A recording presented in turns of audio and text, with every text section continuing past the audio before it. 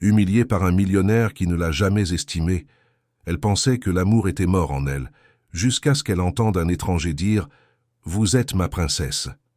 Et c'est là que le plus beau tournant de sa vie a pris naissance. Maintenant, dites-moi, quel moment a déjà ému votre cœur?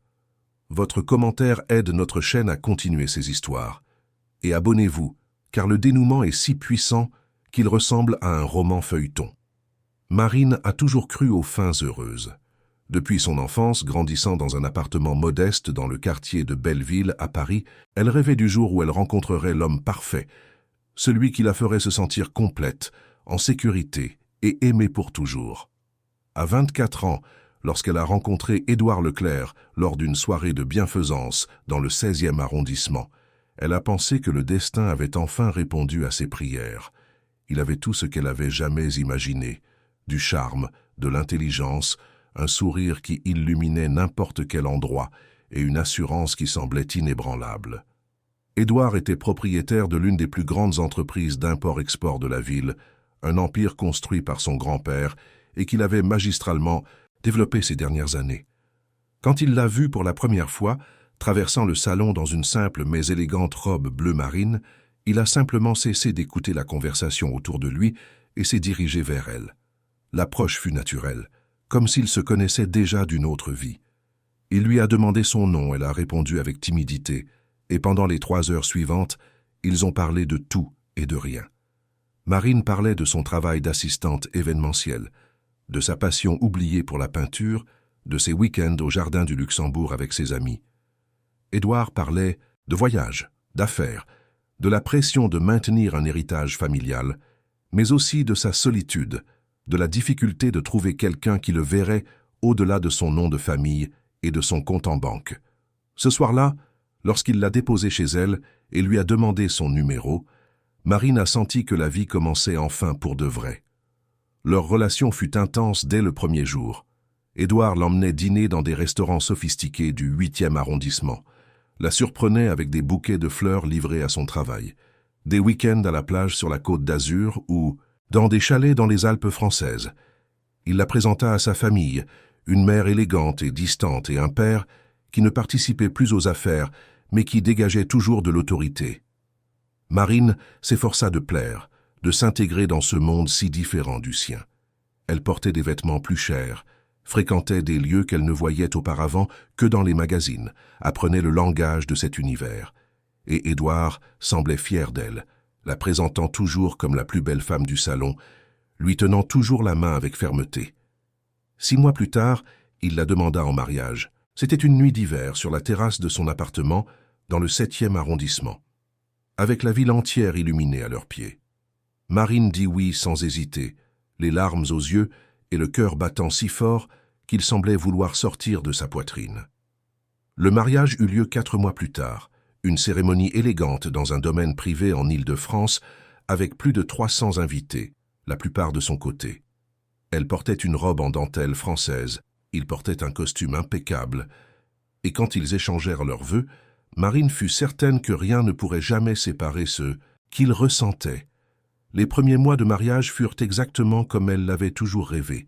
Ils vivaient dans un appartement spacieux et moderne dans le 16e arrondissement, avec vue sur le parc et une décoration minimaliste qu'elle avait aidé à choisir. Édouard se levait tôt mais trouvait toujours le temps de prendre le café avec elle avant de partir. Ils déjeunaient ensemble chaque fois que possible, et les soirées étaient remplies de conversations, de films, de dîners en tête-à-tête ou de sorties entre amis. Il lui offrait des cadeaux sans raison, louait chaque détail, tenait à montrer au monde qu'il était un homme amoureux. Marine sentait qu'elle avait trouvé sa place dans le monde, mais tout commença à changer à la fin de la 2e année de mariage. Une crise économique secoua le marché de l'importation, et les affaires de la famille Leclerc commencèrent à en ressentir l'impact. Des contrats furent annulés, des fournisseurs disparurent, des clients cessèrent de payer.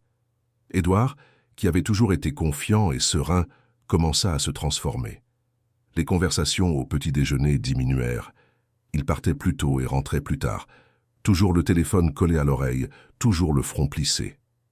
Marine essayait de comprendre, essayait de le soutenir. Elle demandait comment elle pouvait aider, offrait son écoute, Mais il disait simplement que tout était sous contrôle, que cela passerait bientôt.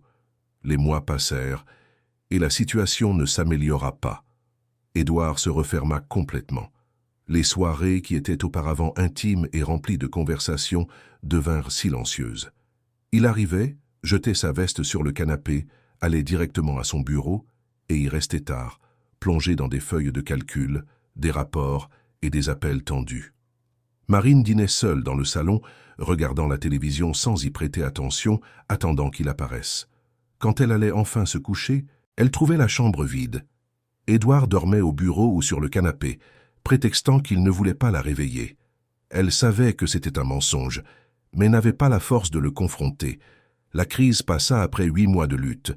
Édouard réussit à restructurer l'entreprise, signa de nouveaux contrats, retrouva les bénéfices. Marine espérait qu'avec la tempête passée, il redeviendrait lui-même. Mais il ne revint pas. L'obsession du travail continua, comme si elle était devenue une partie de lui. L'homme affectueux, attentionné et présent disparut, remplacé par quelqu'un de mécanique, distant, froid. Il ne la touchait plus. Il ne lui demandait plus comment s'était passée sa journée. Il ne la regardait plus dans les yeux quand il parlait. Les réponses étaient automatiques, monosyllabiques, dénuées d'émotion. Marine tenta tout. Elle prépara des dîners spéciaux, suggéra des voyages, essaya de parler de ce qui se passait. Mais Édouard avait toujours une excuse. Il était fatigué, il avait une réunion tôt, il devait revoir des contrats. La solitude commença à consumer Marine de l'intérieur. Elle se réveillait dans un lit vide, prenait son café seule, passait la journée entière sans recevoir un message de sa part. Parfois, elle l'appelait juste pour entendre sa voix, mais il répondait pressé, disait qu'il était occupé et raccrochait. Elle essayait de l'accompagner aux événements sociaux, mais il la remarquait à peine. Il parlait avec des entrepreneurs, des investisseurs, des politiciens, et elle restait là, à côté, souriant poliment, comme un objet décoratif. Quand elle essayait de participer à la conversation, elle était ignorée ou recevait un regard impatient de sa part. Marine commença à se sentir transparente, comme si elle n'existait plus. Les dates importantes furent oubliées. Son anniversaire était fin septembre, et Édouard ne le mentionna même pas. Elle attendit toute la journée, pensant qu'il avait peut-être préparé une surprise, mais la nuit arriva, et rien ne se passa. Il rentra tard, alla directement à son bureau, et ne remarqua même pas ses larmes silencieuses dans la chambre. À Noël, il passa toute la journée au téléphone, réglant des problèmes d'entreprise, et toucha à peine au dîner qu'elle avait préparé. Marine souriait à sa belle-mère, à ses beaux-frères, mais à l'intérieur, elle était brisée. Le point de rupture arriva une nuit de mars, lors d'une fête d'entreprise au Shangri-La Paris.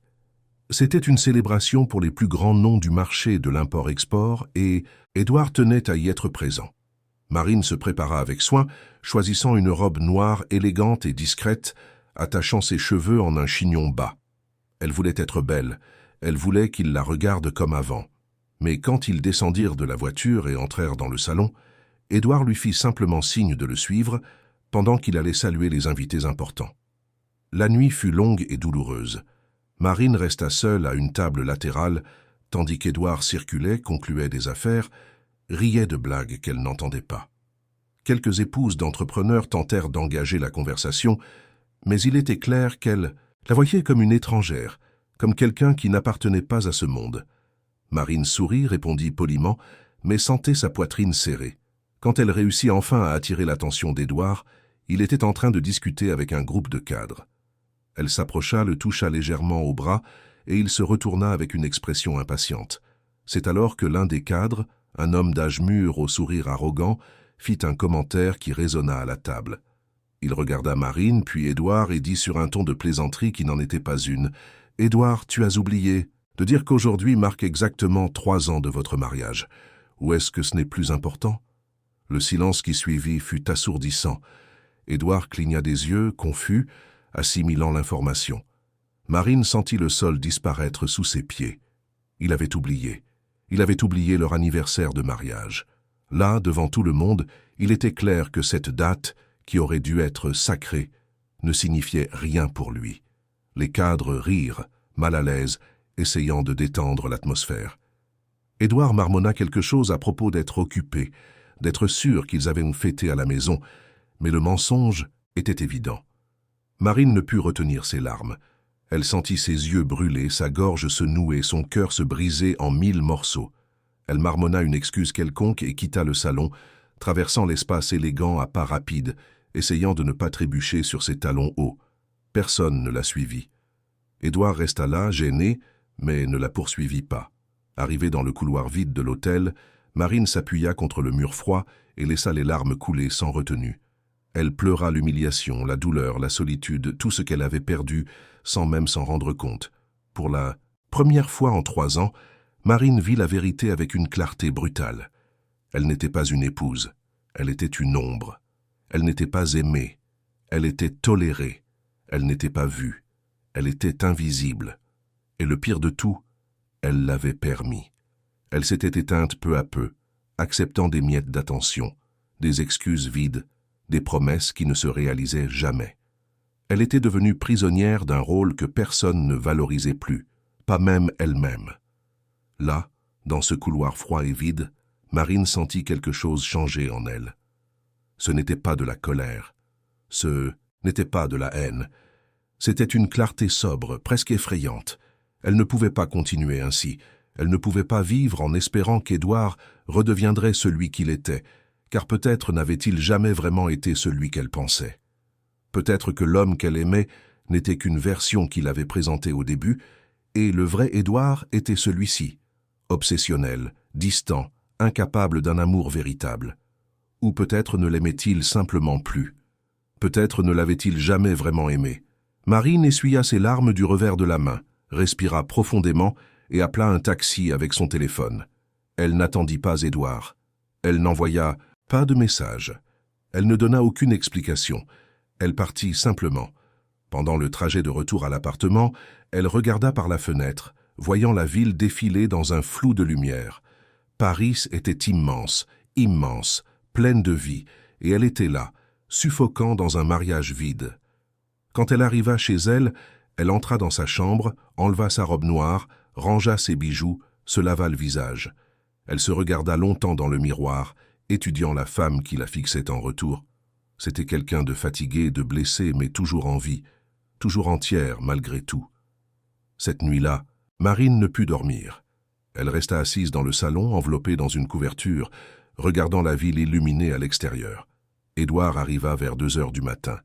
Elle entendit la clé tourner dans la serrure, ses pas lourds dans le couloir. Il entra dans le salon, la villa assise dans l'obscurité. Pendant un instant, il sembla qu'il allait dire quelque chose, mais il soupira, fatigué, et se dirigea vers son bureau. Il ne s'excusa pas. Il n'expliqua rien. Il n'essaya pas de réparer. Et c'est dans ce silence que Marine comprit. Elle était complètement seule, même en étant mariée. Les jours suivants, Marine commença à tout observer avec des yeux différents.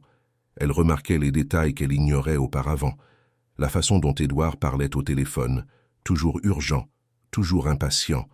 La façon dont il mangeait vite, sans savourer, comme si c'était une tâche de plus à accomplir.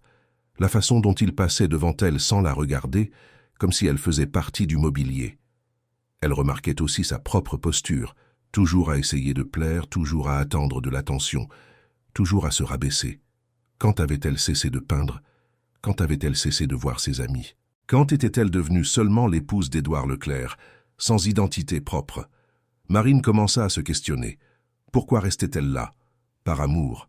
Mais qu'était l'amour sans réciprocité, sans respect, sans présence? Ce n'était que de l'attachement, la peur de recommencer, la peur d'admettre l'échec. Elle n'avait que 28 ans. Elle était encore jeune. Elle avait encore des rêves, même s'ils étaient enfouis sous des années de conformisme. Et pour la première fois depuis longtemps, elle sentit une impulsion qui semblait venir d'un endroit profond et oublié en elle, le désir de se choisir. Mais Marine ne savait pas par où commencer. Elle était tellement habituée à vivre en fonction d'Édouard, de sa routine, de ses besoins, qu'elle se sentait perdue. Qui était-elle sans lui? Qu'aimait-elle faire? Avec qui voulait-elle être? Ces questions l'effrayaient, mais l'intriguaient aussi. C'était comme si elle était sur le point de rencontrer quelqu'un pour la première fois, et cette personne, c'était elle-même. Une semaine après l'humiliation à l'hôtel, Marine était à la salle de sport de l'immeuble, essayant de se distraire sur le tapis roulant. Elle n'y était pas allée depuis des mois, mais ce matin-là, elle ressentit le besoin de sortir de l'appartement, de bouger, de faire quelque chose pour elle-même. Pendant qu'elle courait, transpirant et respirant difficilement, elle réalisa qu'elle pleurait. Les larmes coulaient silencieusement, mêlées à la sueur, et elle ne savait plus si elle pleurait de douleur ou de soulagement de ressentir enfin quelque chose. Quand elle revint à l'appartement, elle trouva un message de Julie, sa meilleure amie de l'université.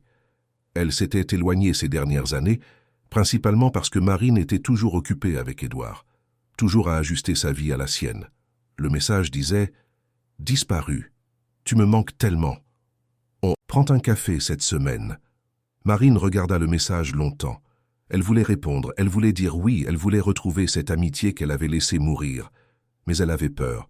Peur que Julie la juge, qu'elle remarque à quel point elle avait changé, qu'elle voie la femme vaincue qu'elle était devenue. Mais alors elle pensa, si ce n'est pas maintenant, quand? Si je ne recommence pas maintenant, quand? Elle répondit, j'adorerais. Demain?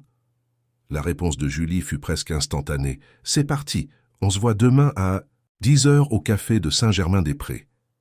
Marine s'assit sur le canapé tenant son téléphone et pour la première fois depuis longtemps, elle sourit. Ce n'était pas un grand sourire, ni plein de joie, mais il était réel. C'était un début. Cette nuit-là, quand Édouard arriva tard comme toujours, Marine ne l'attendait plus dans le salon. Elle était dans sa chambre, lisant un livre qu'elle avait acheté des années auparavant et jamais terminé. Il entra, la regarda avec étrangeté, comme si quelque chose était différent, mais il ne parvenait pas à identifier quoi. Marine ne dit rien. Elle continua simplement de lire. Et dans ce silence, quelque chose commença à bouger, lentement, imperceptiblement, mais réellement. Quelque chose en elle s'éveillait, et il n'y avait pas de retour en arrière. Elle ne savait pas encore que ce ne serait que le premier pas d'un long et douloureux voyage. Elle ne savait pas qu'elle rencontrerait des mentors improbables, qu'elle redécouvrirait des talents oubliés, qu'elle affronterait des dilemmes qui la forceraient à choisir entre le confort du connu et le courage de l'inconnu. Elle ne savait pas que son mariage réservait encore des rebondissements, ni qu'il y aurait des moments où elle remettrait en question chaque décision. Mais cette nuit-là, lisant dans sa chambre, tandis qu'Édouard travaillait dans son bureau comme si elle n'existait pas, Marine planta la graine d'une vérité simple et puissante. Elle méritait mieux. Et elle était prête à se battre pour cela, même si c'était contre elle-même. L'appartement était silencieux, la ville dehors continuait de vivre et de vibrer, et Marine tourna une autre page du livre, sentant pour la première fois depuis des années que peut-être, juste peut-être, il y avait de l'espoir. Le petit déjeuner suivant fut différent de tous les autres. Marine se réveilla avant son réveil, sentant une étrange énergie parcourir son corps. Ce n'était pas du bonheur, ce n'était pas de l'excitation, mais c'était quelque chose de proche de la détermination. Elle se leva, alla à la salle de bain et se regarda longtemps dans le miroir. Son visage était fatigué, ses yeux gonflés d'avoir tant pleuré ces derniers jours, mais il y avait une étincelle qu'elle n'avait pas vue depuis longtemps. C'était comme si, pour la première fois depuis des années, elle se regardait elle-même et non seulement le reflet de l'épouse d'Édouard. Elle prit sa douche lentement, laissant l'eau chaude détendre ses muscles tendus. Elle choisit une tenue simple mais qu'elle aimait, un jean et un chemisier blanc en coton. Rien d'extravagant, rien qui nécessitait l'approbation de qui que ce soit. Quand elle sortit de la chambre, Édouard était déjà dans la cuisine, prenant son café debout comme il le faisait toujours, le téléphone à la main et le front plissé. Il ne leva même pas les yeux quand elle entra. « Bonjour », dit Marine, plus par habitude que par attente d'une réponse. Il marmonna quelque chose d'inintelligible et sortit, laissant la tasse sale dans l'évier. Marine entendit la porte claquer et resta là, seule dans la cuisine silencieuse. Mais cette fois, au lieu de sentir le poids du rejet, elle sentit quelque chose de différent, du soulagement. Soulagement de ne pas avoir à faire semblant. Soulagement de ne pas avoir à forcer une conversation qu'il ne voulait pas avoir.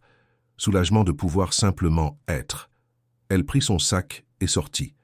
Le rendez-vous avec Julie était à 10 heures et elle décida de marcher jusqu'au café. Le matin était clair avec un ciel bleu qui semblait rare à Paris. En marchant dans les rues de Saint-Germain-des-Prés, Marine observait les gens. Des femmes allant au travail, des hommes en costume pressé, des enfants en route pour l'école. Tous avaient un but, une destination. Et elle? Où allait-elle? La question la dérangeait, mais pas autant qu'avant. Julie était déjà au café quand Marine arriva. Elle la vit de loin, assise près de la fenêtre, manipulant son téléphone. Julie avait les cheveux bouclés lâches, un sourire facile et une énergie qui contagiait toujours son entourage. Quand elle vit Marine s'approcher, elle se leva et la serra fort dans ses bras, si fort que Marine faillit s'effondrer là. « Ça fait longtemps, mon ami. Tu as disparu de la circulation, » dit Julie, la relâchant et la regardant dans les yeux. « Mais ça fait du bien de te voir. » Marine sourit, mais ce fut un sourire tremblant. Elles s'assirent, commandèrent du café et des petits pains au fromage, et pendant quelques minutes restèrent dans un silence confortable. C'est Julie qui brisa la glace. « Tu ne vas pas bien, n'est-ce pas? Je le vois. Marine, que se passe-t-il » Et là, dans ce café bondé, avec le bruit des conversations en arrière-plan et l'odeur du café, Marine s'effondra. Elle raconta tout. Elle raconta les 3 ans de mariage, comment Édouard avait changé, la solitude, l'humiliation à l'hôtel, comment elle se sentait invisible dans sa propre vie. Julie écouta en silence, lui tenant la main sur la table, et quand Marine eut fini, elle avait les larmes aux yeux. « Marine, tu ne mérites pas ça. Tu le sais, n'est-ce pas? »« Je sais, » répondit Marine, essuyant ses larmes. « Mais c'est difficile. C'est difficile d'admettre que le mariage dont j'ai tant rêvé n'est pas ce que je pensais. C'est difficile d'accepter que, peut-être je me suis perdu au milieu de tout ça. » Julie lui serra la main. « Alors il est temps de te retrouver, et je vais t'aider. On va t'aider. Tu n'es pas seule, Marine. » Ces mots furent comme un baume. Marine sentit sa poitrine se desserrer, sa respiration devenir plus légère. Elles parlèrent pendant près de 2 heures, se remémorant leurs années d'université, riant de vieilles histoires, planifiant de futures rencontres. Quand elles quittèrent le café, Marine se sentit différente. Toujours blessée, toujours confuse, mais plus complètement seule. Les jours suivants, Marine commença à faire de petits changements. Elle recommença à fréquenter la salle de sport régulièrement, non par obligation, mais parce qu'elle aimait la sensation de mouvement, de force, d'être vivante. Elle renoua contact avec d'autres amies qu'elle avait mises de côté. Elle répondit à d'anciens messages, accepta des invitations pour des déjeuners et des promenades au parc. Et peu à peu, elle commença à récupérer des morceaux d'elle-même qu'elle avait oubliés. Mais il manquait encore quelque chose. Un matin, alors qu'elle prenait son café seule, Marine vit une publicité dans un magazine posée sur la table. Elle parlait de cours de peinture dans un atelier du 7e arrondissement, donné par une artiste renommée. Marine sentit son cœur s'accélérer. La peinture. Elle adorait peindre quand elle était plus jeune, passer des heures avec des toiles, des pinceaux et des couleurs, se perdant dans les teintes et les formes. Mais elle avait tout abandonné lorsqu'elle s'était mariée, prétextant un manque de temps, alors qu'en réalité, c'était un manque de permission d'être qui elle était. Sans trop réfléchir, elle prit son téléphone et appela le numéro de l'annonce. Une voix calme et douce répondit « Atelier Héloïse. Bonjour. » Marine expliqua qu'elle aimerait s'inscrire au cours. La femme, à l'autre bout du fil, posa quelques questions sur son expérience préalable, sa disponibilité et ses attentes. Marine répondit avec sincérité, disant qu'elle n'avait pas peint depuis des années, mais qu'elle sentait qu'elle devait s'y remettre. La femme sourit à l'autre bout du fil. Marine pouvait le sentir. « Vous allez adorer. Madame Héloïse a un don spécial pour enseigner. Ce n'est pas seulement de la technique, vous savez. C'est trouver sa voie à travers l'art. Les cours ont lieu les mardis et jeudis, à 4 heures de l'après-midi. Pouvez-vous venir ?» Marine réfléchit rapidement. Édouard n'était jamais à la maison à cette heure-là. Elle n'avait pas besoin de demander la permission à qui que ce soit. C'était sa vie, sa décision. « Oui, je peux. Quand puis-je commencer ?»« Demain, si vous voulez. » Marine confirma et raccrocha, ressentant un mélange d'anxiété et d'excitation. Elle n'en parla pas à Édouard. En fait, ces derniers jours, ils avaient à peine conversé. Il continuait d'arriver tard, enfermé dans son bureau, indifférent à tout et à tous, et Marine commençait à réaliser qu'elle ne s'en souciait plus. Le lendemain, Marine arriva à l'atelier avec 15 minutes d'avance. C'était un espace vaste et lumineux, avec de grandes fenêtres donnant sur la rue, des murs blancs recouverts d'œuvres accrochées et l'odeur incomparable de peinture et de térébenthine. Il y avait une dizaine d'élèves, la plupart des femmes d'âge varié. Tous discutaient animément, préparant leur matériel. Une femme aux cheveux blancs attachés en un chignon élégant entra dans l'atelier. Elle devait avoir environ 70 ans, mais avait une posture droite et un regard pénétrant. Elle portait un tablier taché de peinture et tenait une tasse de thé. C'était Madame Héloïse. « Bonjour à tous. Je vois que nous avons un nouveau visage aujourd'hui. Vous devez être Marine. » Marine hocha la tête, se sentant soudainement timide. Madame Héloïse s'approcha d'elle, lui tendit la main et sourit. « Bienvenue. Ici, il n'y a pas de jugement, pas de bien ou de mal. Il n'y a que l'expression. Prenez un chevalet là-bas dans le coin et installez-vous où vous vous sentez à l'aise. » Le cours commença par un exercice simple, peindre ce qu'il ressentait à ce moment-là, sans penser, sans planifier, juste en laissant la peinture guider. Marine resta paralysée quelques minutes, regardant la toile blanche. Que ressentait-elle? Confusion? Tristesse? Colère? Espoir? C'était tout cela à la fois, un tourbillon d'émotions qu'elle ne savait comment traduire. Mais alors, elle prit le pinceau, plongea dans la peinture bleu foncé et commença. Elle ne pensa pas. Elle peignit simplement. Des lignes irrégulières, des taches, des formes abstraites qui n'avaient de sens pour personne d'autre, mais qui pour elle étaient parfaitement claires. Quand elle s'arrêta, presque 2 heures plus tard, elle était essoufflée, les mains sales de peinture et les yeux embués. Elle regarda la toile et y vit tout ce qu'elle ne parvenait pas à dire, avec des mots. Madame Héloïse passa devant chaque élève, observant, commentant avec délicatesse. Quand elle arriva devant Marine, elle resta silencieuse un long moment. Puis elle dit à voix basse, « Vous avez de la douleur, mais vous avez aussi de la force. Ceci, désignant la toile, n'est pas seulement de la tristesse. C'est une renaissance. » Marine la regarda, surprise. Comment cette femme qu'elle connaissait à peine pouvait-elle voir si clairement? Après le cours, tandis que Marine lavait ses pinceaux, Madame Héloïse s'approcha de nouveau. « Puis-je vous poser une question? Vous peignez pour échapper ou pour affronter ?» Marine réfléchit avant de répondre. « Pour trouver, je crois que je me suis perdue quelque part et j'essaie de revenir. » Madame Héloïse hocha la tête, comme si elle comprenait parfaitement. « Vous vous retrouverez, et quand cela arrivera, vous ne pourrez plus vous cacher. » Les mois suivants, Marine plongea dans les cours de peinture. Elle y allait les mardis et jeudis religieusement, et souvent restait après l'heure, discutant avec les autres élèves ou peignant simplement en silence. Madame Héloïse commença à la regarder avec une attention particulière, non par pitié, mais parce qu'elle reconnaissait en elle quelque chose de familier. Un après-midi, après le cours, elle invita Marine à prendre le thé dans une petite pièce à l'arrière de l'atelier. « Vous me rappelez quelqu'un ?» dit Madame Héloïse, servant le thé dans des tasses délicates. « Qui ?»« Moi-même, il y a de nombreuses années. » Marine resta silencieuse, attendant qu'elle continue. Madame Héloïse soupira, regardant par la fenêtre. « J'ai été mariée pendant 30 ans. Mon mari était un homme brillant, un médecin respecté. Je l'aimais et il m'aimait, ou du moins je pensais qu'il m'aimait.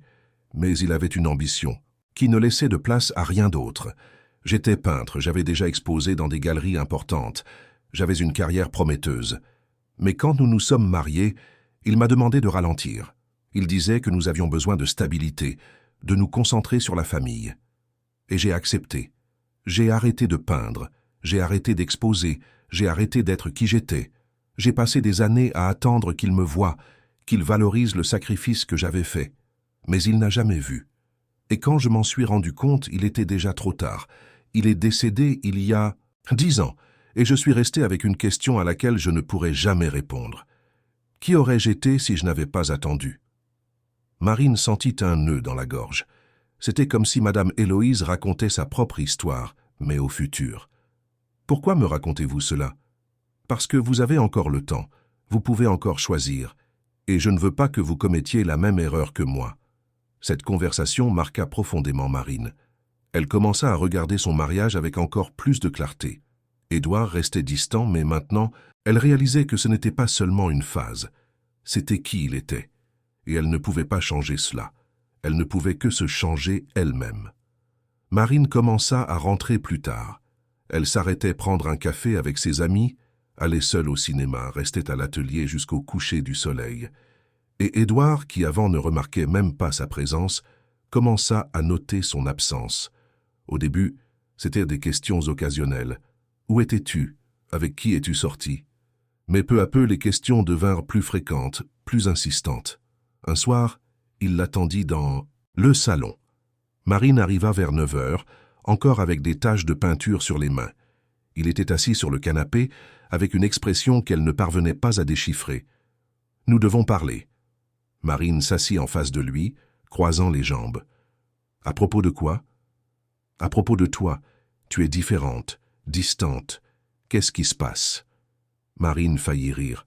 C'était presque drôle d'entendre cela de lui, l'homme qui avait passé des années à être exactement cela, différent et distant. « J'ai recommencé à peindre. Je fréquente un atelier. J'ai rencontré de nouvelles personnes. J'essaie de me reconnecter avec moi-même. » Édouard fronça les sourcils. « Pourquoi ne me l'as-tu pas dit ?»« Parce que tu n'as jamais demandé. » Le silence qui suivit fut pesant. Édouard semblait sincèrement confus, comme s'il ne comprenait pas ce qui n'allait pas. « Marine, je sais que j'ai beaucoup travaillé, mais c'était pour nous, pour notre avenir. »« Non, Édouard, c'était pour toi, pour ton avenir. Je n'existe pas dans cet avenir, je n'ai jamais existé. » Il secoua la tête, irrité. « Tu es injuste. Je t'ai tout donné. Une maison, la sécurité, le confort. Tout sauf toi. » La phrase resta suspendue dans l'air, dure et vrai. Édouard se leva, passa la main dans ses cheveux, visiblement mal à l'aise. « Je ne sais pas ce que tu veux de moi. » Marine se leva aussi, le regardant droit dans les yeux. « Je voulais être vue. Je voulais être écoutée. Je voulais être aimée. Mais pas de la façon dont tu aimes les objets ou les conquêtes, de la façon dont on aime une personne, avec présence, avec attention, avec respect. » Édouard ne répondit pas. Il quitta simplement la pièce, laissant Marine seule, et à ce moment-là, elle sut qu'il n'y avait plus de retour en arrière.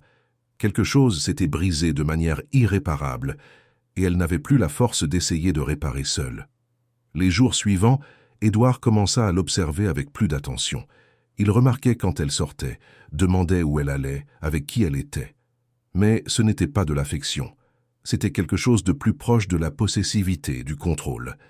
Il commença à appeler en milieu d'après-midi, lui demandant de rentrer plus tôt. Elle refusait. Il suggérait qu'elle annule les cours de peinture, disant qu'il lui prenait trop de temps. Elle l'ignorait. Et puis la jalousie commença à apparaître. Édouard enquêta discrètement, découvrit l'adresse de l'atelier, les noms des personnes qui le fréquentaient. Il alla même passer en voiture devant quelques fois, juste pour observer. Marine ne le savait pas, mais elle sentait que quelque chose était différent. Il était plus présent, mais pas de la manière qu'elle avait toujours voulu. C'était une présence invasive, étouffante, qui la faisait se sentir surveillée. Un vendredi soir, Édouard suggéra qu'ils sortent dîner. Marine hésita, mais accepta. C'était peut-être une occasion de parler vraiment, de comprendre ce qui restait entre eux. Ils allèrent dans un restaurant élégant de Montmartre, un endroit qu'ils fréquentaient au début de leur relation. Mais l'atmosphère était complètement différente. Il n'y avait pas de légèreté, pas de connexion. Édouard essayait d'engager la conversation, mais Marine répondait automatiquement, l'esprit ailleurs. Au milieu du dîner, il demanda « Tu m'aimes encore ?» Marine s'arrêta, la fourchette en l'air, et le regarda. C'était une question qu'elle s'était posée d'innombrables fois ces dernières semaines, et la réponse était compliquée. « Je ne sais pas, Édouard. J'aimais qui tu étais, ou qui je pensais que tu étais. Mais cet homme n'existe plus, et je ne sais pas s'il a jamais vraiment existé. » Édouard détourna le regard, clairement blessé.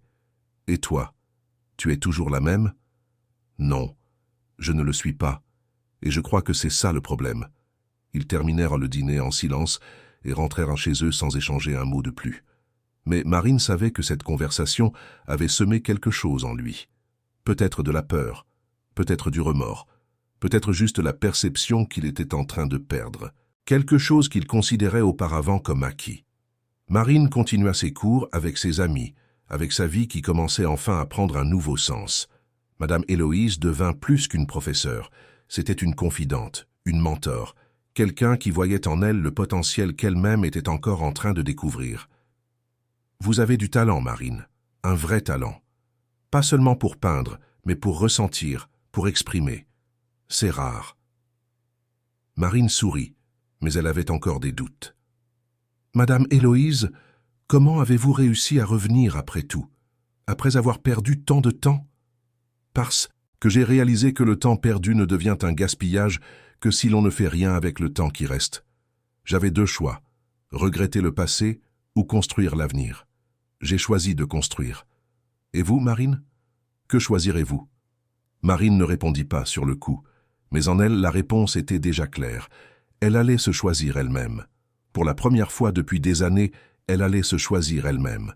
Et elle ne savait pas encore où cela l'amènerait, mais elle savait que c'était le seul chemin possible. L'invitation arriva un jeudi après-midi. Édouard entra dans l'appartement plus tôt que d'habitude, ce qui était rare ces derniers mois, et trouva Marine dans la chambre, rangeant les pinceaux et les peintures qu'elle avait ramenés de l'atelier.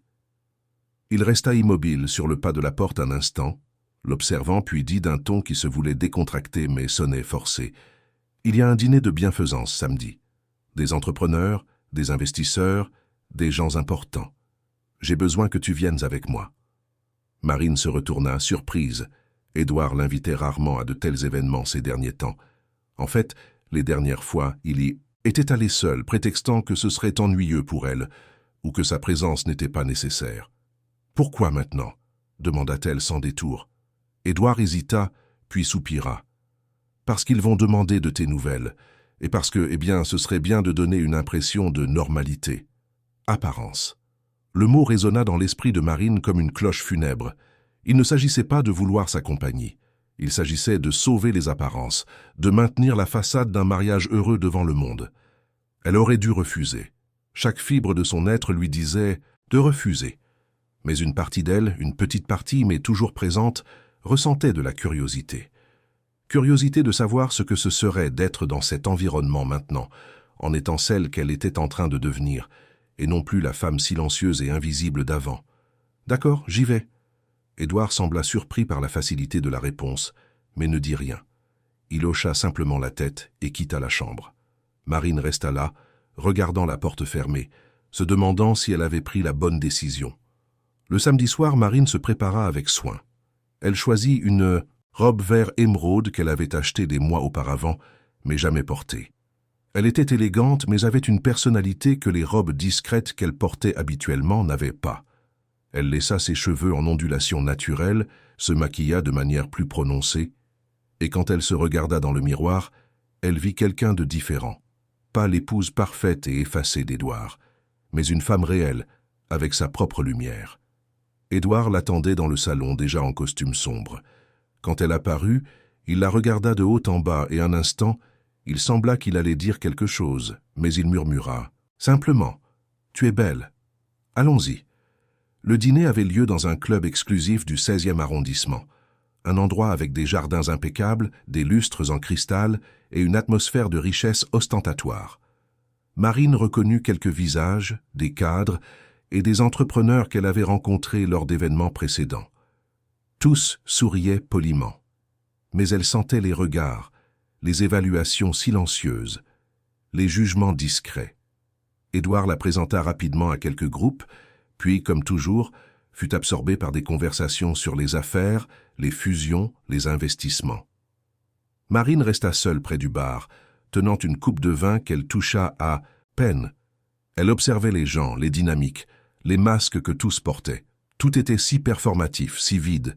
C'est alors qu'elle entendit la voix, une voix féminine, forte et pleine de venin, provenant d'un groupe de femmes à proximité. Marine en reconnut une. Patricia, l'épouse de l'un des associés d'Édouard. Elle avait toujours été froide avec Marine, la traitant avec une politesse forcée qui ne cachait pas le dédain. « Vous avez vu comme Marine est différente ?» disait Patricia aux autres femmes, sans se soucier si Marine pouvait l'entendre. « On dit qu'elle fréquente un atelier, qu'elle fait de l'art, comme si c'était un métier. » Les autres rirent, un rire bas et malveillant. L'une d'elles ajouta « La pauvre, je crois qu'elle s'ennuie. Après tout, Édouard n'a pas le temps pour ces choses-là. Elle doit s'occuper d'une manière ou d'une autre. » Mais le véritable coup de poignard vint de Patricia. Sincèrement, je ne comprends pas pourquoi Édouard est encore avec elle. Elle ne s'intègre plus. Elle n'a pas le profil pour être l'épouse d'un homme comme lui. Elle est, comment dire, décalée. Marine sentit le sang se figer dans ses veines. Les mots étaient cruels, mais le pire était la vérité partielle qu'ils contenaient. Elle ne s'intégrait vraiment pas. Elle ne s'était jamais intégrée. Mais maintenant, la différence était qu'elle ne voulait plus s'intégrer. Pas dans ce monde, pas dans ce rôle. Mais la douleur était réelle. L'humiliation était viscérale. Marine sentit les larmes brûler dans ses yeux et sut que si elle restait là une seconde de plus, elle s'effondrerait devant tout le monde. Elle posa sa coupe sur le comptoir, se retourna et se dirigea rapidement vers la sortie, traversant le salon sans regarder en arrière. Elle ne chercha pas Édouard. Elle ne dit au revoir à personne. Elle sortit simplement. Dehors, l'air froid de la nuit frappa son visage comme une gifle. Marine respira profondément, essayant de contrôler ses larmes, mais elles coulaient sans permission, ruinant son maquillage soigneusement appliqué. Elle marcha jusqu'au trottoir, s'éloignant de l'entrée, cherchant un endroit où elle pourrait être seule, où elle pourrait respirer sans être vue. Elle était adossée à un arbre, s'essuyant le visage avec des mains tremblantes, quand elle entendit des pas s'approcher. Elle leva la tête, s'attendant à voir Édouard enfin venir la chercher. Mais ce n'était pas lui. C'était un homme qu'elle n'avait jamais vu. Grand, aux cheveux sombres légèrement grisonnants aux tempes, vêtu d'un costume simple mais élégant. Il s'arrêta à quelques mètres, avec une expression préoccupée. « Excusez-moi de vous déranger, mais vous allez bien. » Marine essaya de sourire, essaya de dire oui, que tout allait bien, mais le mensonge ne sortit pas. Elle hocha simplement la tête, incapable de parler. L'homme s'approcha un peu plus, lentement, comme s'il avait peur de l'effrayer. « Je sais que nous ne nous connaissons pas et peut-être ne devrais-je pas m'immiscer, mais il semble que vous ayez besoin de quelqu'un en ce moment. Puis-je rester ici? Vous n'avez pas besoin de parler si vous ne voulez pas, mais parfois ça fait du bien de ne pas être seul. » Il y avait quelque chose dans sa voix, une gentillesse authentique à laquelle Marine n'était pas habituée. Elle hocha la tête, essuyant une fois de plus ses larmes. Il resta là, respectant la distance, sans poser de questions. Le silence entre eux n'était pas inconfortable, il était presque réconfortant. Après quelques minutes, Marine réussit enfin à parler. « Parfois, je me demande comment j'en suis arrivée là, dans cet endroit, dans cette vie, à me sentir ainsi. » L'homme la regarda avec une gravité douce. « Nous nous posons tous cette question à un moment donné. Mais la question la plus importante n'est pas comment nous sommes arrivés, c'est où nous voulons aller. » Marine le regarda, surprise.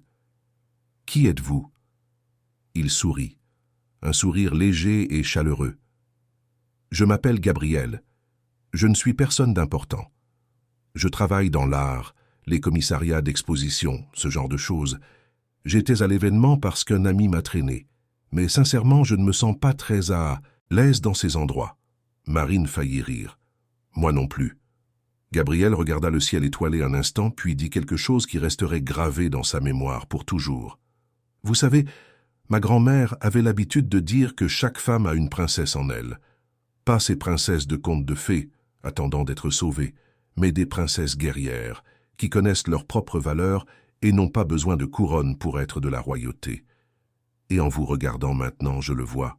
Vous ne le ressentez peut-être pas, mais c'est ce que vous êtes. Une princesse, et vous méritez d'être traitée comme telle. » Marine sentit un nœud dans la gorge. Personne ne lui avait jamais dit quelque chose comme ça, pas avec cette sincérité, cette pureté. Ce n'était pas une drague, ce n'était pas de la manipulation. C'était juste un étranger qui voyait en elle quelque chose qu'elle-même commençait à redécouvrir. « Merci, » murmura-t-elle. « Vous ne savez pas à quel point j'avais besoin d'entendre ça. » Gabriel hocha la tête, prenant son téléphone. « Voulez-vous que j'appelle une voiture pour vous? Je pense que vous ne devriez pas y retourner maintenant. » Marine acquiesça. Pendant qu'ils attendaient, ils parlèrent brièvement d'art, de la vie, de la facilité de se perdre en essayant de plaire aux autres. Quand la voiture arriva, Gabriel lui ouvrit la porte. « Prenez soin de vous, Marine. » Elle s'arrêta, surprise. « Je ne vous ai pas dit mon nom. » Il sourit. « J'ai entendu quelqu'un vous appeler à l'intérieur, mais ne vous inquiétez pas. Je ne suis pas un harceleur, juste quelqu'un qui croit que parfois l'univers met des personnes sur notre chemin quand nous en avons le plus besoin. » Marine monta dans la voiture et, en s'éloignant, regarda par la fenêtre et vit Gabriel toujours là, debout sous la lumière du lampadaire, la regardant partir. Il y avait quelque chose dans cette rencontre qu'elle ne parvenait pas à nommer. Ce n'était pas de l'attraction, ce n'était pas de l'amour, c'était quelque chose de plus subtil, de plus profond. C'était le sentiment d'être vue, vraiment vue. Quand elle rentra chez elle, l'appartement était vide. Édouard était toujours à l'événement. Marine prit une douche, enleva son maquillage estompé, enfila son pyjama et s'assit dans le salon dans l'obscurité, digérant tout ce qui s'était passé. Les mots de Patricia faisaient encore mal. Mais les mots de Gabriel faisaient mal d'une manière différente. Ils faisaient mal parce qu'ils étaient vrais, parce qu'ils touchaient à quelque chose qu'elle avait oublié, quelque chose qu'elle luttait pour retrouver. Édouard arriva vers minuit. Il entra dans le salon, alluma la lumière et la trouva là, assise sur le canapé. Il semblait irrité. « Pourquoi es-tu parti comme ça? Tu m'as fait honte. » Marine le regarda, et pour la première fois, elle ne ressentit pas le besoin de s'excuser, de s'expliquer, de se justifier. « J'ai eu honte, Édouard. Honte. D'être là, d'être traité comme un accessoire, d'entendre les gens parler de moi comme si je n'étais rien. Et tu n'as même pas remarqué, comme toujours. » Il renifla, passant la main sur son visage. « Marine, tu exagères. Les gens parlent. Ils parlent toujours. Tu dois avoir la peau plus dure. » « Non, Édouard, je n'ai pas besoin de ça. J'ai besoin de respect. Et si tu ne peux pas me donner ça, alors nous n'avons plus rien. » Elle se leva et alla dans sa chambre, le laissant seul dans le salon. Et cette nuit-là, pour la première fois depuis longtemps, Marine dormit profondément, sans cauchemar, sans anxiété, parce qu'elle avait pris une décision. Elle ne connaissait pas encore tous les détails, mais elle connaissait la direction. Elle n'allait plus attendre, elle n'allait plus se modeler, elle n'allait plus être invisible. Les jours suivants, Marine plongea encore plus profondément dans sa reconstruction. Elle passa plus de temps à l'atelier, tissa des liens plus forts avec les autres élèves, et surtout avec Madame Héloïse. La professeure remarquait chaque changement en elle, chaque pas fait, chaque couche de douleur qui se détachait à travers l'art. Un après-midi, après le cours, Madame Héloïse appela Marine pour discuter. Il y avait quelque chose de différent dans son regard, quelque chose de sérieux. « Marine, j'ai une proposition pour vous. Je ne pourrai pas continuer l'atelier seul très longtemps. Je vieillis, je suis fatigué. Et j'ai pensé à transformer cet espace en quelque chose de plus grand, quelque chose qui ne soit pas seulement sur l'art, mais sur l'accueil.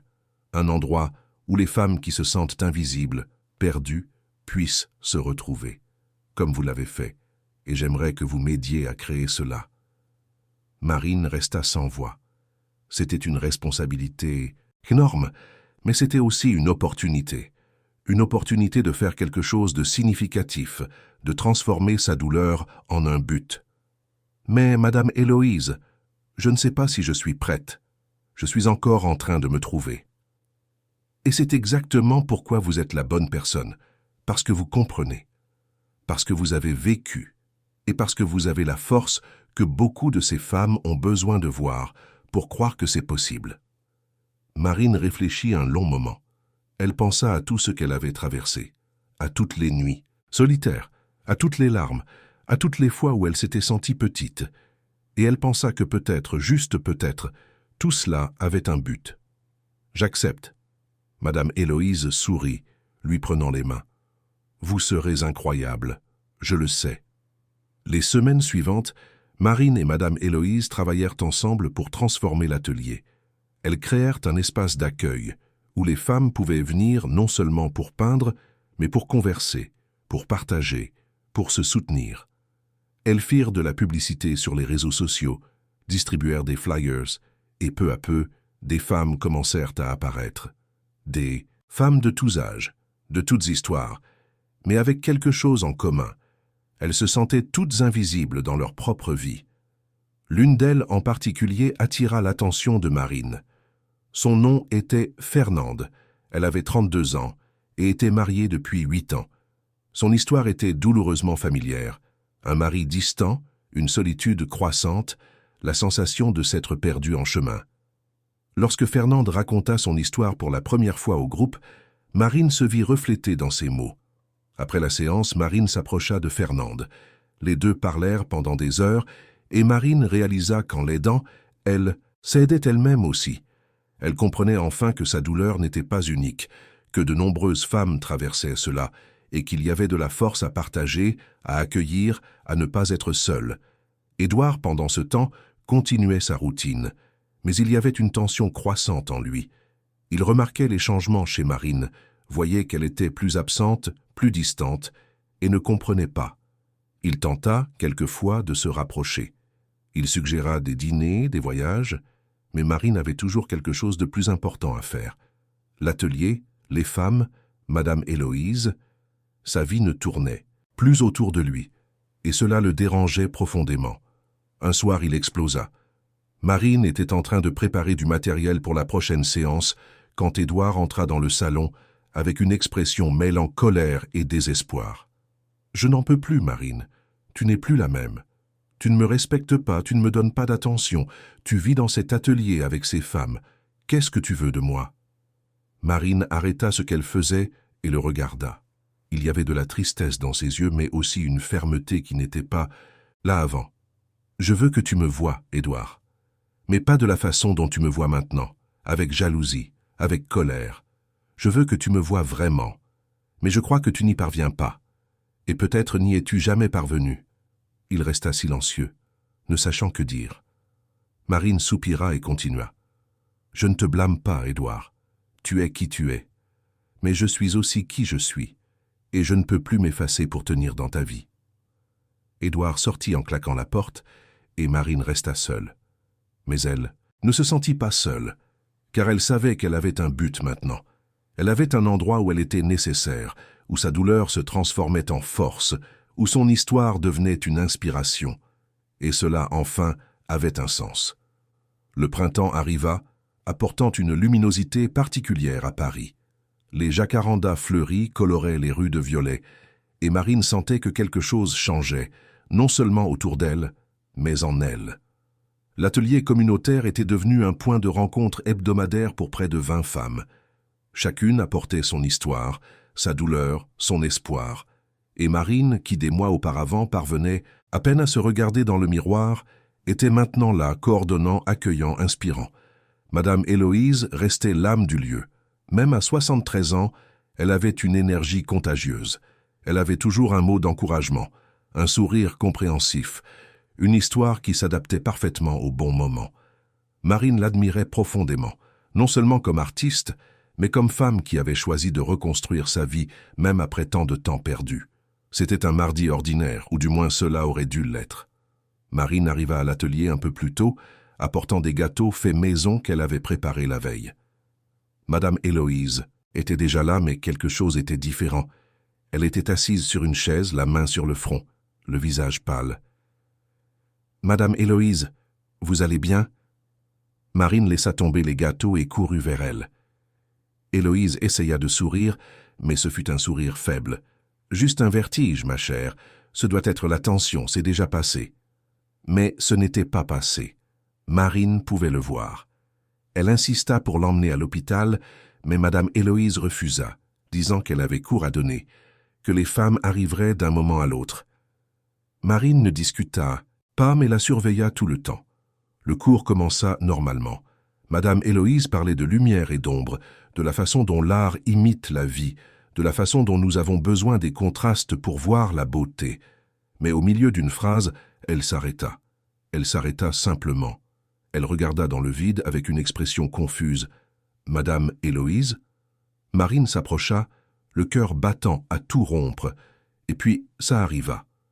Le corps de la professeure tomba légèrement sur le côté, sa main droite retombant inerte. Marine cria, demandant à quelqu'un d'appeler une ambulance. Les autres femmes coururent pour aider, retenant Madame Héloïse, essayant de la maintenir consciente. Mais elle était trop pâle, les yeux flous. L'ambulance arriva en 15 minutes qui parurent des heures. Marine l'accompagna, tenant la main froide de Madame Héloïse tout le temps, lui murmurant des mots de réconfort, lui promettant que tout irait bien même sans savoir si c'était vrai. À l'hôpital, les médecins furent rapides. Examen, diagnostic, décision. C'était un AVC ischémique léger, expliquèrent-ils. Elle devrait rester hospitalisée quelques jours, faire de la physiothérapie, réapprendre certains mouvements. Mais elle était stable. Elle était en vie. Marine appela la fille de Madame Héloïse qui habitait à Lyon. La femme arriva quelques heures plus tard, reconnaissante et effrayée. Marine resta à l'hôpital jusqu'à la fin de l'après-midi, ne partant que lorsque la fille insista pour qu'elle s'occupe de tout. Quand elle rentra enfin chez elle, épuisée et émotionnellement vidée, elle trouva l'appartement vide. Édouard était en voyage d'affaires, ce qui était devenu de plus en plus fréquent. Marine ne s'en soucia même pas. Elle prit une douche, se fit un thé et s'assit sur le canapé, essayant de digérer le choc de la journée. 2 jours plus tard, Marine retourna à l'hôpital. Madame Héloïse allait mieux. Elle parvenait déjà à parler, bien qu'avec une certaine difficulté. Quand elle vit Marine entrer dans la chambre, ses yeux se remplirent de larmes. « Tu es venue. »« Bien sûr que je suis venue. Vous croyez que j'allais vous laisser seule ?» Madame Héloïse serra la main de Marine avec sa main gauche, la droite étant encore faible. « Marine, j'ai quelque chose à te demander, quelque chose d'important. »« N'importe quoi. » Héloïse regarda sa fille, qui comprit le message et quitta discrètement la pièce. Quand elles furent seules, la professeure soupira. « J'ai un journal. J'y écris depuis plus de 40 ans. Il est là, à l'atelier, dans le tiroir de mon bureau. Je veux que tu le prennes et que tu le lises. Tout. Je veux que tu connaisses mon histoire, mes choix, mes regrets. Et je veux que tu me promettes une chose, que tu ne te tairas jamais. Jamais. Quoi qu'il arrive, peu importe qui essaie de te rabaisser. Tu as une voix. Utilise-la. » Marine sentit les larmes couler. « Je le promets. » Madame Héloïse sourit, un sourire fatigué mais sincère. « Tu es la fille que je n'ai jamais eue, tu sais. Tu es forte, Marine, plus forte que tu ne l'imagines, et tu feras des choses incroyables. Je le sais. » Marine resta un peu plus longtemps, parlant de choses légères, essayant de lui arracher des sourires. Mais quand elle partit, elle portait un poids sur la poitrine, et une mission. Ce soir-là même, Marine se rendit à l'atelier. L'espace était vide, silencieux. Elle trouva le tiroir que Madame Héloïse avait mentionné, et là, il était un vieux cahier, avec une couverture en cuir usée par le temps. Marine le prit avec révérence et l'emporta chez elle. Elle passa la nuit entière à lire. Chaque page était une fenêtre sur la vie de Madame Héloïse. Elle lut sur l'amour, sur le mariage, sur la façon dont elle avait abandonné ses rêves pour s'adapter à ce qu'on attendait d'elle. Elle lut sur les expositions qui n'eurent jamais lieu, les tableaux qui ne furent jamais peints, les opportunités qu'elle laissa passer. Elle lut sur la solitude, sur la douleur d'être invisible dans sa propre vie. Et elle lut sur le regret, sur la façon dont, après le départ de son mari, Madame Héloïse réalisa qu'elle avait gâché des décennies à attendre d'être vue par quelqu'un qui ne l'avait jamais vraiment vue. Mais elle lut aussi sur les nouveaux départs, sur la façon dont, à 60 ans, Madame Héloïse décida de recommencer à peindre, d'ouvrir l'atelier, de vivre enfin la vie qu'elle avait toujours voulu. Et sur la façon dont, bien que tard, il n'était jamais trop tard pour être soi-même. Quand Marine eut fini de lire, le soleil se levait déjà. Elle était épuisée, les yeux gonflés, mais ressentait aussi quelque chose qu'elle ne parvenait pas à nommer. C'était de la gratitude, de l'inspiration, une confirmation que le chemin qu'elle empruntait, aussi difficile soit-il, était le bon. Les jours suivants, Marine ne put s'empêcher de penser au journal. Les mots de Madame Héloïse résonnaient dans son esprit, surtout une phrase soulignée à la dernière page « Quand personne ne regarde, l'âme crie ». Que quelqu'un entende ce cri, que quelqu'un valide cette douleur, et qu'à la fin, nous apprenions à être notre propre auditeur. Marine sentit une urgence créative qu'elle n'avait pas ressentie depuis longtemps. Un vendredi soir, l'appartement vide et la ville illuminée à l'extérieur, elle installa une grande toile dans le salon, prit ses peintures et commença à peindre. Elle ne pensa pas, elle ne planifia pas, elle laissa simplement l'émotion la guider. Elle peignit d'une femme de dos, regardant dans un miroir, mais dans le reflet, il n'y avait personne. C'était une représentation viscérale de ce qu'elle ressentait, de ce que tant de femmes ressentaient. Invisible, effacée, des cris silencieux que personne n'entendait. Elle travailla pendant des heures, jusqu'à ce que ses mains lui fassaient mal et que ses yeux lui piquent. Quand elle s'arrêta enfin, il était déjà plus de 3 heures du matin. Elle regarda la toile et sentit un pincement au cœur. C'était sa meilleure œuvre, c'était sa vérité.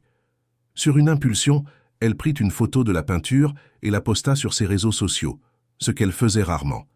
Elle écrivit simplement « Quand personne ne regarde, l'âme crie » et elle éteignit son téléphone, trop épuisée pour penser à quoi que ce soit. Elle se réveilla en milieu d'après-midi le samedi avec son téléphone qui vibrait sans arrêt. Confuse, elle prit l'appareil et vit des centaines de notifications. Messages, commentaires, partages. Sa peinture était devenue virale. Des gens de tout le pays, des femmes principalement, commentaient disant qu'elles s'identifiaient, qu'elles ressentaient la même chose, que cette œuvre exprimait ce qu'elle ne parvenait pas à exprimer avec des mots. Des critiques d'art l'avaient partagée, des blogs spécialisés en parlaient, des galeries demandaient à la contacter. Marine était sous le choc, elle ne s'attendait pas à cela. Elle ne s'attendait pas à ce que sa douleur, transformée en art, puisse toucher tant de personnes. Mais elle l'avait fait, et d'une manière qu'elle n'avait jamais imaginée. Parmi les centaines de messages, un attira son attention. Il provenait d'une galerie d'art à Paris, l'une des plus respectées de la ville. Il voulait affixer un rendez-vous, en savoir plus sur son travail, discuter d'une éventuelle exposition. Marine lut le message 3 fois avant de croire que c'était réel. Les jours suivants, tout se passa très vite. La réunion à la galerie fut un succès.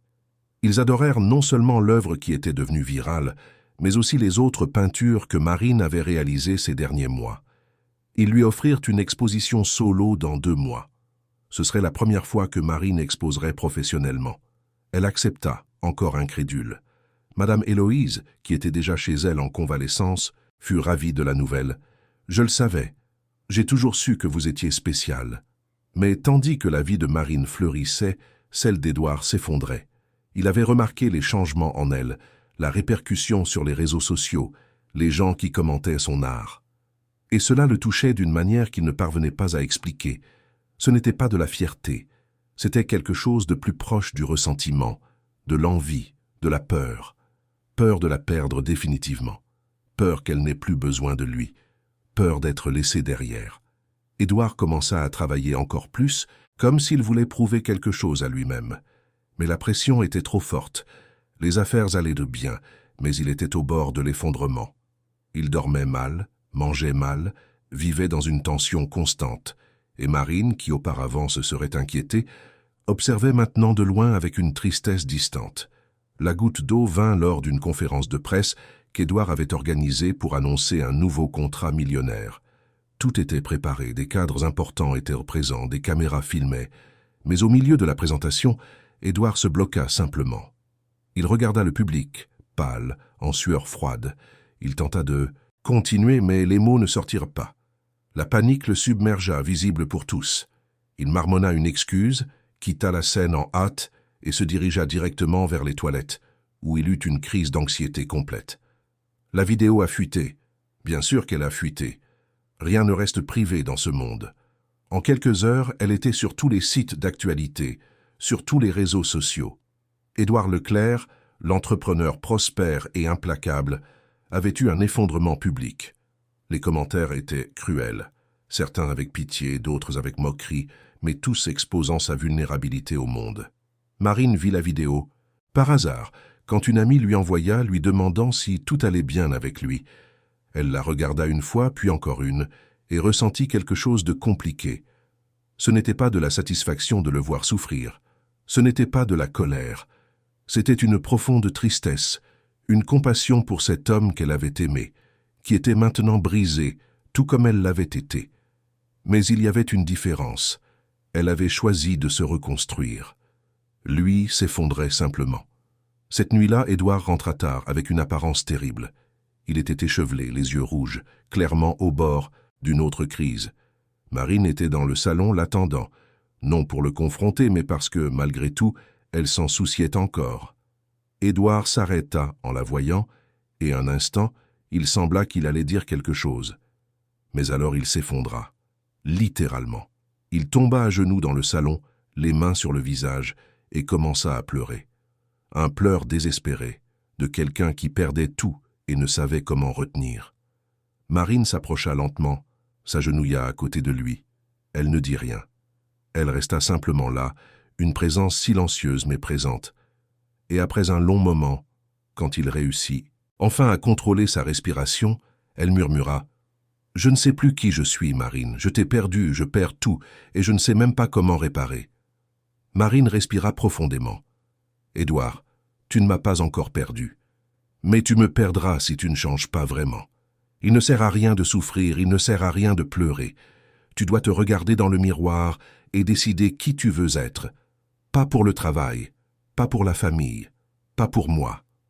Pour toi. » Il la regarda avec un mélange de désespoir et d'espoir.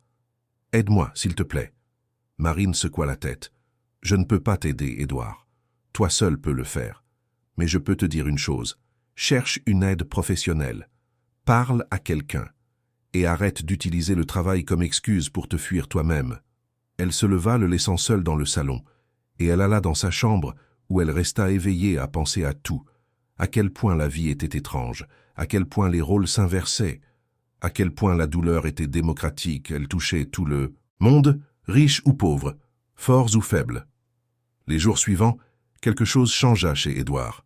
Il chercha de l'aide. Il commença une thérapie, s'éloigna un peu de la direction de l'entreprise, délégua des responsabilités. Il essayait vraiment de se reconstruire. Et pour la première fois depuis longtemps, il regardait Marine non comme une possession, mais comme une inspiration. Mais Marine était concentrée sur son exposition. Elle peignait tous les jours, créait des œuvres qui traduisaient non seulement sa douleur, mais aussi son dépassement. L'atelier communautaire restait fort, avec Madame Héloïse revenant peu à peu, encore en convalescence, mais présente. Et Marine sentait qu'elle devenait enfin celle qu'elle aurait dû être depuis toujours. C'est alors que l'invitation arriva. Un email d'une galerie internationale, à Lisbonne. Ils avaient vu son œuvre virale, avaient fait des recherches sur elle, et voulaient l'inviter pour une exposition collective avec des artistes du monde entier. Ce serait dans un mois. Tout payé, tout organisé. Elle n'avait qu'à dire oui. Marine lut l'email 3 fois, le cœur battant fort. C'était l'opportunité de sa vie. C'était la reconnaissance dont elle avait toujours rêvé, mais qu'elle n'avait jamais cru mériter. Et maintenant, elle était là, réelle, tangible, n'attendant que sa décision. Elle regarda par la fenêtre, voyant la ville à l'extérieur, pensant à tout ce qu'elle avait traversé pour en arriver là. Et puis, avec un sourire qui venait d'un endroit profond et vrai, elle tapa la réponse. « Oui, j'accepte. » Le vol pour Lisbonne décolla un matin nuageux d'octobre. Marine était assise près de la fenêtre, observant Paris disparaître sous les nuages. Elle emportait avec elle 3 toiles soigneusement emballées, un cœur plein d'attente et une liberté qu'elle n'avait jamais ressentie auparavant. Elle partait seule. Elle avait pensé inviter quelqu'un, Julie peut-être, mais elle réalisa qu'elle devait faire ce voyage seule. C'était à propos d'elle, de son art, de se permettre enfin de briller sans demander la permission. Édouard avait suggéré de l'accompagner. Il avait dit qu'il pouvait réorganiser son emploi du temps, annuler des réunions, être présent. Mais Marine refusa avec gentillesse. Il ne s'agissait pas de l'éloigner. Il s'agissait de se rapprocher d'elle-même. Il comprit, ou du moins essaya de comprendre, et n'insista pas. Ces derniers jours, il avait changé. De petits changements mais visibles. Il rentrait plus tôt, lui demandait comment s'était passée sa journée, montrait un intérêt sincère. Il était en thérapie, travaillant sur ses problèmes, essayant de se reconnecter avec la vie au-delà des affaires. Marine observait tout cela avec un mélange d'espoir et de prudence. Elle ne savait pas encore si ce serait suffisant, s'il était possible de reconstruire ce qui avait été détruit. Mais pour la première fois depuis longtemps, elle était prête à envisager la possibilité. L'arrivée à Lisbonne fut émouvante. La ville l'accueillit avec un ciel bleu et un vent frais qui apportait l'odeur de la mer. Marine fut conduite à un hôtel charmant dans le Chiado, avec des fenêtres donnant sur des rues pavées et le passage de tramway jaune. Tout était si différent de Paris, si tranquille, si chargé d'histoire. Elle se sentit petite et grande à la fois, petite face à l'immensité du monde. Grande parce qu'elle était là, conquérant sa place. L'exposition devait être inaugurée dans 3 jours. Marine avait le temps d'explorer, de respirer, de se préparer. Le premier jour, Elle marcha sans but dans les rues étroites, entra dans de vieilles librairies, goûta des pastéis de nata dans des cafés cachés, sentit le poids de l'histoire dans chaque pierre. Et pour la première fois depuis des années, elle se sentit complètement présente. Elle ne pensait pas au passé, elle n'était pas anxieuse pour l'avenir. Elle était juste là, vivant chaque instant comme s'il était unique. Le deuxième jour, elle se rendit à la galerie pour découvrir l'espace. C'était un bâtiment historique, avec de hauts plafonds, des murs blancs et un éclairage parfait. D'autres œuvres étaient déjà en cours de montage, des artistes de différents pays discutaient animément. Marine sentit un frisson dans le ventre, mais c'était un bon frisson, d'anticipation, d'accomplissement. Ces tableaux furent placés sur un mur latéral, avec un éclairage ciblé qui mettait en valeur chaque coup de pinceau. Elle resta là regardant ses propres œuvres et ne crut presque pas qu'elles étaient les siennes. C'est alors qu'elle entendit une voix familière derrière elle, une voix qui la fit se figer une seconde avant de se retourner. « Je savais que tu y arriverais. » C'était Gabriel, le même Gabriel qui l'avait consolé cette nuit terrible des mois auparavant, en dehors de l'événement. Il était là, avec un sourire chaleureux et des yeux qui semblaient sincèrement heureux de la voir. « Gabriel, qu'est-ce que tu fais ici ?» Il rit un rire léger. « Je travaille ici. Je suis commissaire d'exposition adjoint de la galerie. Quand j'ai vu ton nom sur la liste des artistes, je n'en ai presque pas cru mes yeux. Mais j'étais très heureux. » Marine ressentit un mélange d'émotions, surprise, joie et quelque chose qu'elle ne parvenait pas à nommer. Ils parlèrent un moment, il lui expliquant comment l'exposition fonctionnerait, la présentant aux autres artistes, toujours avec cette gentillesse qui l'avait marquée lors de leur première rencontre. Mais il y avait quelque chose de différent maintenant. Il la regardait avec admiration, non seulement comme une personne en souffrance qui avait besoin de réconfort, mais comme une artiste, une femme qui s'était reconstruite et brillait maintenant de sa propre lumière. « Tu as changé, » dit-il, quand ils furent à nouveau seuls. Marine sourit. « Je devais changer. Ou peut-être que je suis juste redevenue celle que j'ai toujours été. » Gabriel hocha la tête, compréhensif. « Ce sera une exposition incroyable. Tes œuvres sont puissantes. Elles ont une âme. » Après qu'il fut parti pour régler d'autres détails du montage, Marine resta là, digérant cette rencontre. Gabriel représentait quelque chose d'important dans son parcours. Il avait été la première personne à la voir, vraiment quand elle en avait le plus besoin, la première à valider sa valeur quand elle-même en doutait. Mais maintenant, en le regardant, Marine réalisait que ce n'était pas à propos de lui. Ça ne l'a jamais été. Il s'agissait d'elle qui avait appris à se voir à travers ses yeux, puis à apprendre à se voir à travers ses propres yeux. La veille de l'inauguration, Marine était dans sa chambre d'hôtel, essayant de se calmer. Elle avait tout vérifié, les œuvres étaient parfaites, le catalogue imprimé, les invitations envoyées. Mais l'anxiété était grande. Et c'est alors que son téléphone sonna. C'était Édouard.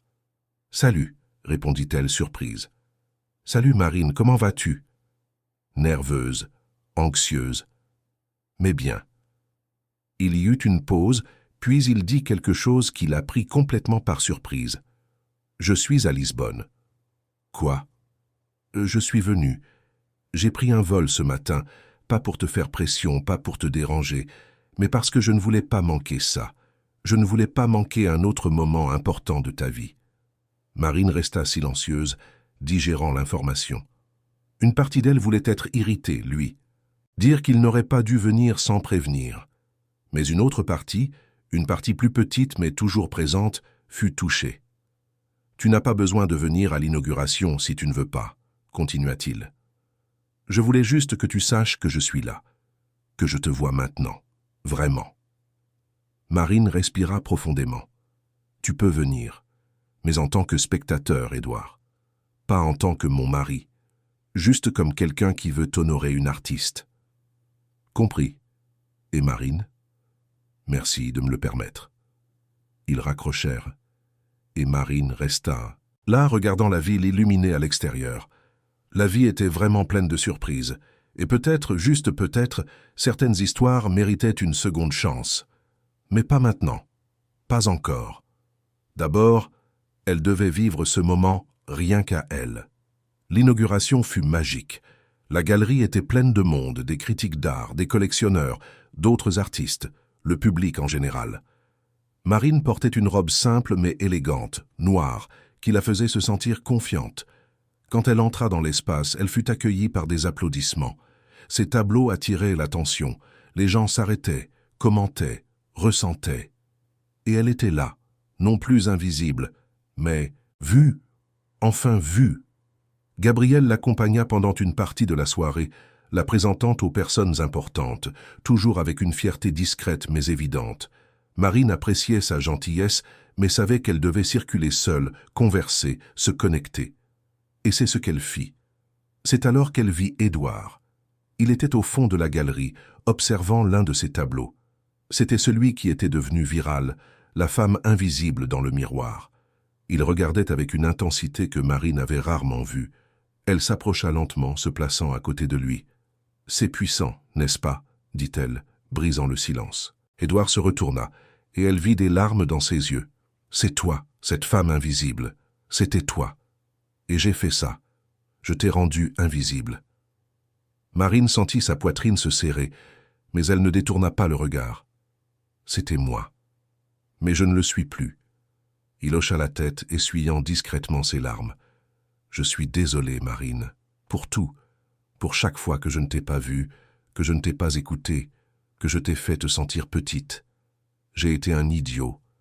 Et je comprends si tu ne veux plus. Rien avec moi. Mais je devais te le dire. Ici, en voyant ce que tu as accompli, en voyant qui tu es devenu, je réalise à quel point j'ai perdu. » Marine le regarda.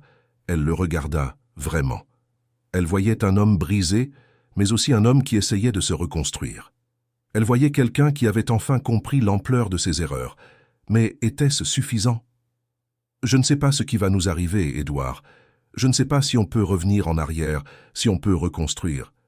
Mais je sais une chose. S'il y a une chance, ce sera sur des bases complètement différentes. Je ne suis plus cette femme qui accepte des miettes.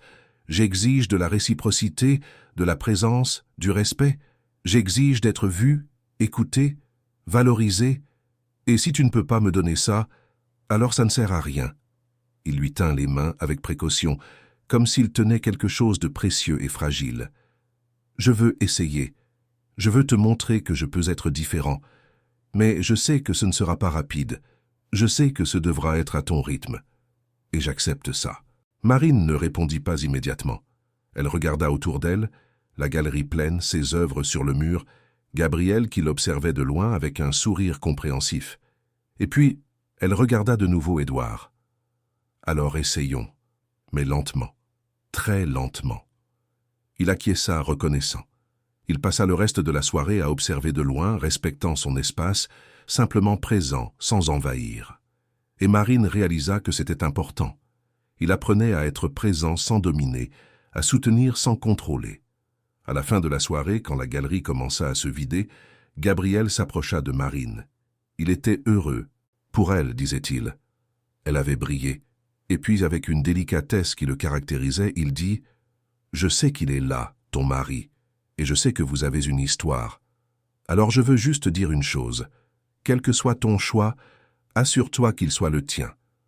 Pas par obligation, pas par peur, pas par pression, mais parce que c'est ce que tu veux vraiment. » Marine sourit, le touchant légèrement au bras. « Merci, Gabriel, pour tout. Tu es apparu dans ma vie au moment exact où j'en avais besoin.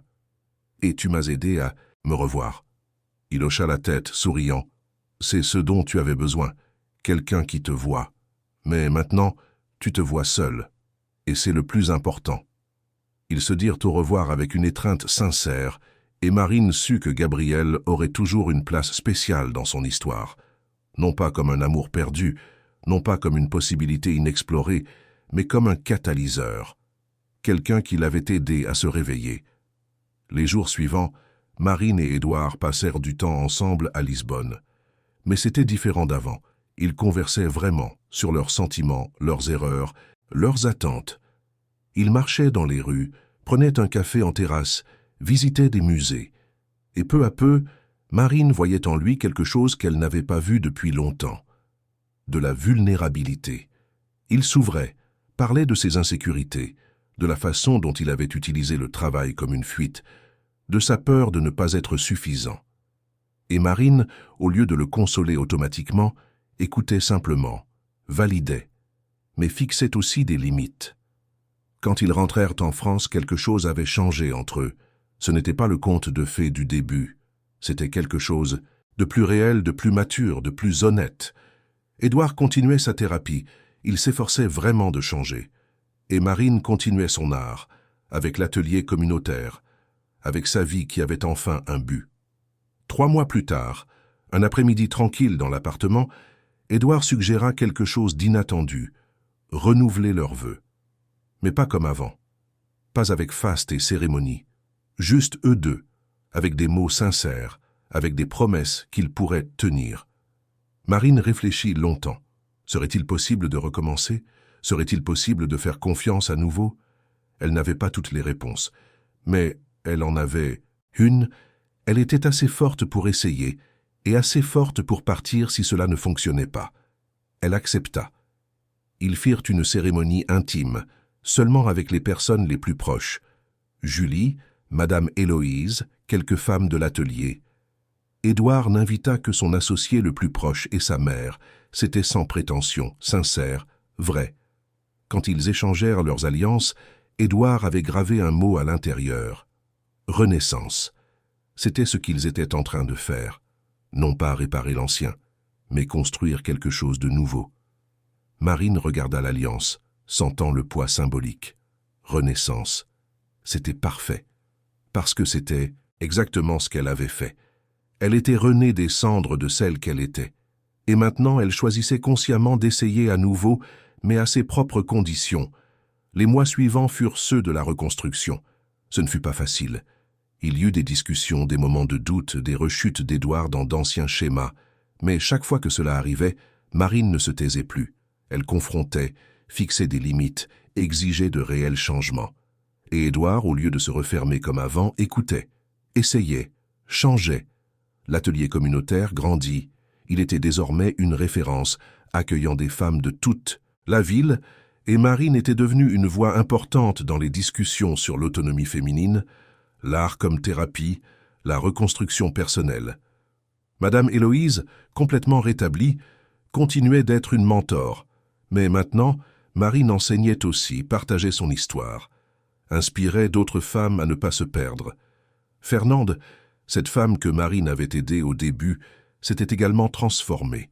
Elle quitta le mari qui la négligeait, recommença sa vie, reprit ses études. Et elle disait toujours que Marine avait été son inspiration. Marine était émue chaque fois qu'elle entendait cela, parce qu'elle réalisait que sa douleur, loin d'avoir été inutile, s'était transformée en un but. 1 an après l'exposition à Lisbonne, Marine fut invitée à exposer au Centre Pompidou, l'un des musées les plus importants de France. C'était la consécration dont tout artiste rêvait. Édouard était à ses côtés lors de l'inauguration, mais non pas comme protagoniste, comme soutien. Il avait enfin appris que son succès ne diminuait pas le sien, qu'elle n'était pas une extension de lui, mais une personne complète à part entière. Ce soir-là, regardant ses œuvres exposées au musée, entourée de personnes qui admiraient son travail, Marine ressentit une paix qu'elle n'avait jamais ressentie.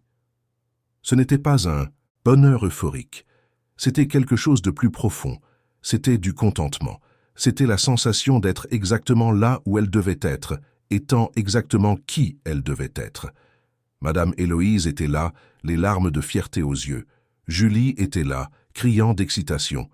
Les femmes de l'atelier étaient là, célébrant non seulement Marine, mais tout ce qu'elle représentait. Et Édouard était là, discret, mais présent, avec un sourire sincère. Après l'inauguration, Marine et Édouard marchèrent dans le jardin du Luxembourg, dans un silence confortable. C'est lui qui brisa le silence. « Tu es incroyable. Tu savais ?» Marine sourit. « Je sais. J'ai mis du temps à le découvrir, mais maintenant je le sais. » Il rit, lui prenant la main. « Désolé d'avoir mis si longtemps à le voir. » Excuse acceptée, mais pas oubliée, parce que j'ai besoin de me souvenir pour ne plus jamais me perdre.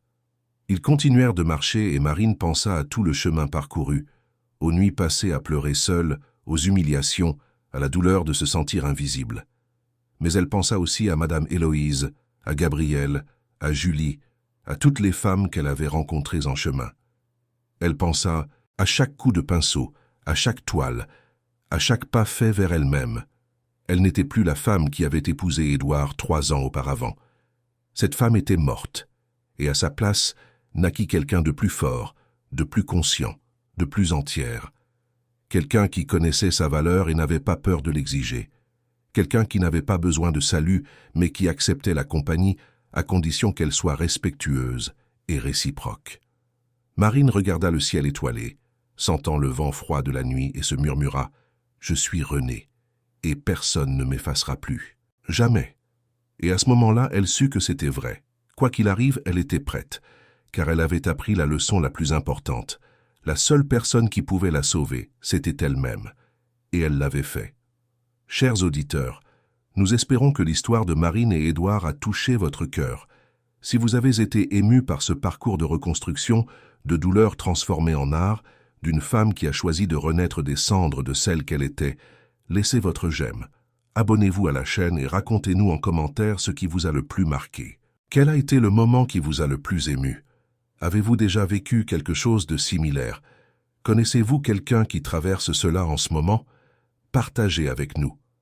Chaque jour, nous vous apportons des histoires intenses comme celle-ci, des histoires qui révèlent le côté le plus profond de l'âme humaine, qui parlent de dépassement, d'amour, de nouveaux départs et du courage de se choisir.